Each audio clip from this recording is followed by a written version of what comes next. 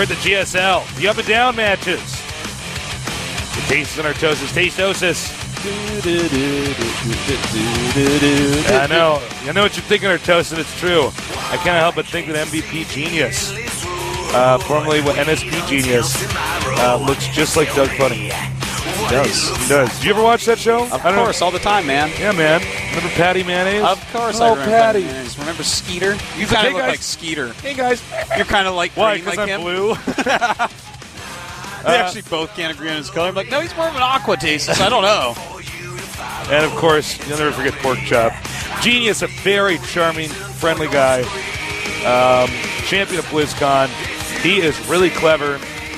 And I got to say, sometimes he's not, if they're both to play straight up, I would not expect him to beat MVP. But here's the thing, is a Genius has so many tricks up his sleeve. You never know what to expect from this guy. Jesus.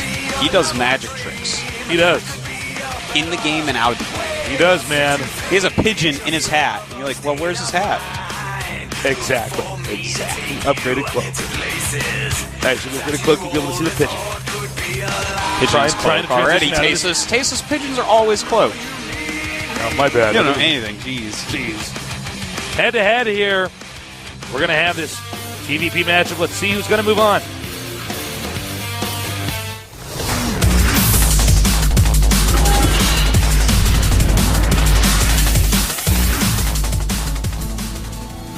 Who's that, Tasteless? Oh, the person in the red?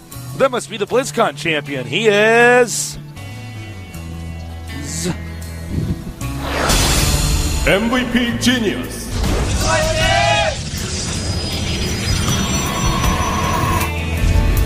And in the blue, at the upper right, a lot of pressure on this guy. Champion of GSL Season 4, defeating Marine King Prime. I am MVP.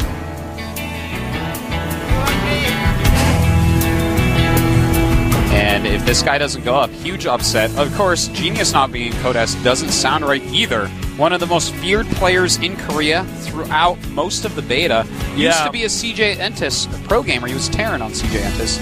Actually buddies with Hydra. Yeah. One of the Koreans Hydra actually played customs with a lot. He was such a scary player. Yeah. For a very long time. Recently hasn't done as much, and here he is, almost eliminated from Code S. One thing about both these guys, too, is they're very confident in themselves. Genius, bordering on overconfidence, but I kind of like that. Yes, that's quite true. One thing I do want to point out about this match, which is kind of interesting, Genius has said publicly several times that he's been thinking of switching to Terran. Now, we saw him actually warming up with Terran before the match. Now, some people warm up with an off race just because they are just warming up their hands, but it is possible that he's getting ready. He can't switch in the middle of a season to a different race, but he could, if he wanted, next season say, hey, I'm playing Terran this season. It's interesting to see Genius even debate switching to Terran because I think his Protoss is so solid. Well, he's a StarCraft 1 Terran, and he has had troubles against Terrans in the GSL. So maybe that's something he just wants to do. Maybe he's like, well, geez, if we had the Marauder in StarCraft 1, would have been called Terrancraft. That would have been insane. Imagine the Marauder and serving. You guys got Vultures and Marauders. I'm like, that'd be hilarious. I slow you down so I can run in front of you and lay spider mines. Yeah. That would be fun. All right, so, you never can really predict with Genius. Oh, nice boxing there. What? A little bit of 1-2. He actually cornered the SCV perfectly there, where the SCV got stuck, tried to pathfind its way around it, but not quick enough. Yeah, this is a new thing where you send out your first Zealot and you push out a Stalker as quickly as possible, send that as well. You get so much scouting intel. Sometimes you might lose the Zealot or take a lot of damage on it, but the amount of scouting intel you get makes it completely worth it. I think a lot of it has to do with the Xel'Naga watchtowers. Yeah, and then as soon as that Zealot dies, you can just go ahead and get Immortal. Now, once again, Genius, we've seen this before, not using his assimilator. Not using his assimilator here, but getting 3 gates. So he's going to do a different kind of 3-gate rush. He might add a 4th gate. Looks like he's just going to do a very aggressive 3-gate. One without sentries. Nice control there. Oh, messing up his stalker control. Could have gotten a couple more hits in there. Yeah. And you might be like, why are you so excited about that? Because when you're doing something this technical, this aggressive, that much, I mean, one less Marine and one more hit on another Marine, huge deal. Now he is mining from the gas again. Did he do that because the SCV came in, though? I don't know. This is a sentry. Get out of here. And in fact, he didn't build a pylon over there, so I think he's just going to go for a 3 warp gate expand. A lot of these Terrans, and in this case MVP is doing that, is getting a bunch of 2 racks and getting a bunch of infantry, basically to make sure Protoss can't get an expansion up. So I think the response to that has sort of been for Protoss to get 3 gates. Yeah, 3 and gates just always holds. have enough to where that if the Terran gets too ballsy and goes all the way across the map, the Protoss just punishes him and then expands himself. If you do it right, 3 gate will absolutely hold this. And this is what StarCraft is a lot of. Is at the highest levels, people are sort of reacting to the way people are reacting to new builds. Yeah. Trying to stay one step ahead. Say, well, that's strange. Everybody's getting 2 racks because all the Protoss is used to go 1 gate expand. I'm going to go 3 gate, punish that, expand myself, and make it harder for the Terran to get a 3rd. Now, something pretty interesting. Combat shields are almost done. That's before stim. That's after concussive shells. And the Nexus started before the command center, which is not all that common in this matchup. Normally, Terran does get that expansion up first. So, Genius looking pretty good so far. No, Genius continuing to chrono boost the Nexus. I'm a big supporter of it. If you're doing anything that's just going to be kind of a generic safe build, you should be chrono boosting Nexus nonstop. Yeah, absolutely. Getting those extra probes out, you can really get a sick economy going. Yeah, don't just chrono boost out the warp gate because it feels safer to have warp gates. I mean, really, if you want to invest in the late game, get a lot of probes. Yes. Well, Forge going up. I like Probably that as for well. his armor. Armor upgrades so ridiculously good. Oh, God, they're so good in this matchup, PvT. Get armor, guys. Yep. I know a lot of people always think, well, I should get attacked because it feels like I should kill his army faster. But the thing is that, with the Zealots, you want to tank so much of the damage so that they don't die right away. Because huge difference.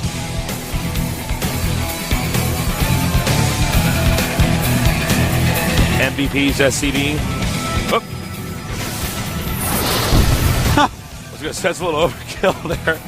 Like, puts out 4 force fields, traps it and stuff. SCV's like, oh my god! Then the Stalkers, if they had Blink, would blink around it. The SCV's like, cast a side this is how it ends. Uses the mothership's vortex. Terrence moving out. Twilight Council's on the way. I don't know if MVP should do this.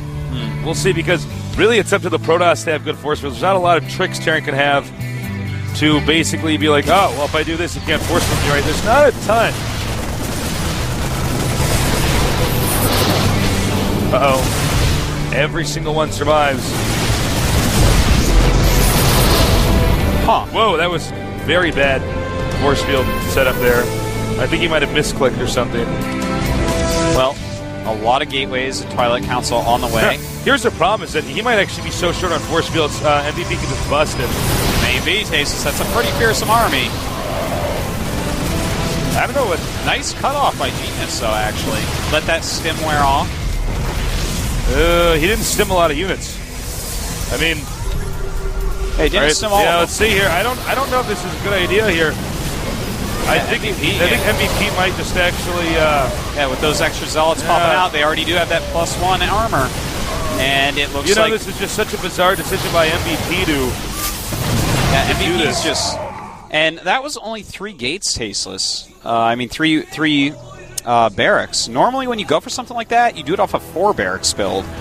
And this is as long a map as you're likely to find. So he basically went for a very good economy build, went 3 barracks, which is normally used for teching up reasonably fast, not super duper fast like Select does, but pretty fast. Walked across the longest map he could find, saw a ton of sentries, and decided to try to kill it. That was just... I don't know what's up with our game, Genie Tasteless. That was like sense of make no have is becoming of the game. Reminds me of an old Android interview I once read. No, I mean, it's just like the decision to... And I mean, Artosis nailed it on the head, but I really want to hit this home because I know not everybody plays competitively.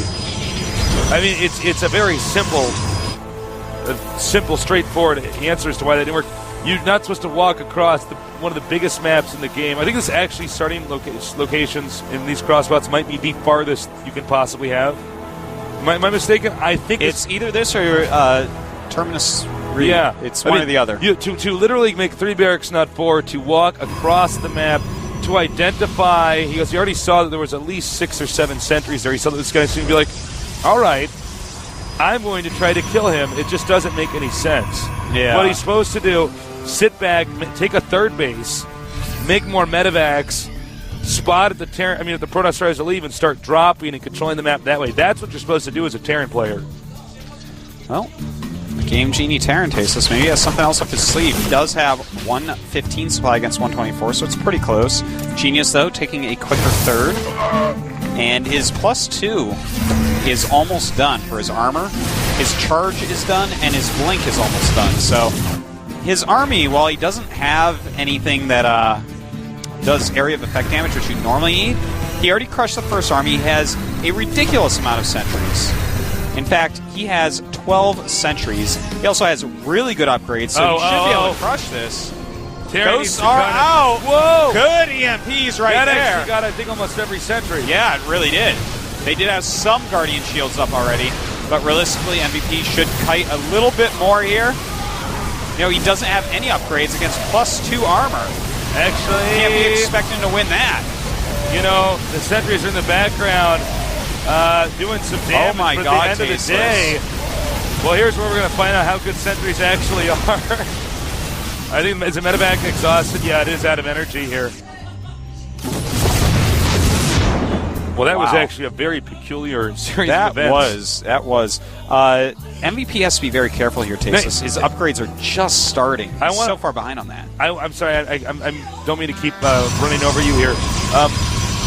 I want to rewind back to what happened there. There was no way Genius should have lost that battle except that there was the perfect EMPs on the sentries. Oh, yeah. If he had EMP'd every sentry, just a few force fields there, that would have been another blow to MVP. He would have lost his entire army easily. Yeah, easily. So it was kind of funny to see, well, what does it actually look like if you just have the Stalkers and the Zealots and you just have sentries shooting? And that should really show you guys how ineffective sentries are when it actually comes to killing stuff. Yeah, and there's like 9 of those things. There's like 4 units with no HP. And it's like, we better get out of here. Remember back when sentries did 8 damage, Tasteless? I remember when I was using sentries to fight off Mutalisks. Yes. The good old days. All right, so MVP double expanding here. They have similar numbers of SCVs versus probes, 68 probes against 65 SCVs. MVP coming up with 143 supply. Genius with 150. The MVP should not attack here. Yeah, right now, that would be a big no-no. Genius just about to finish his +1 attack. He's got +2 carapace. He's got Colossus on the way. Armor. Yeah, armor. I'm sorry, I'm a Zerg player. Protoss player. Whatever. It's carapace. It's carapace. They were both invented by the Xel'Naga, Tasteless. Now we have... armor wasn't invented by the Xel'Naga. The Protoss and Zerg were both invented by the Xel'Naga. Oh, what am I saying? Tasteless dropped the ball. It looks like he's going to be entirely dependent on getting off a good EMP. This is actually a great little move here. Take out the assimilator. Yeah. Oh. It's on. Guardian Shield. Now he needs to get a good EMP up. Even if he's running away. He needs botched EMP. There's still enough force fields to make a big difference here. And in fact, the force fields kind of hold off his army. Yeah, he didn't place them right, but there were enough. This is actually so cool, Tasteless. MVP playing much more like himself this game, even with those kind of questionable early attacks. He's playing a very smart game here. He's taking all these bases, he's staying in the middle of the map, keeping some semblance of map control. Now, Genius does have a scary army right now, but Blue Flame Hellions and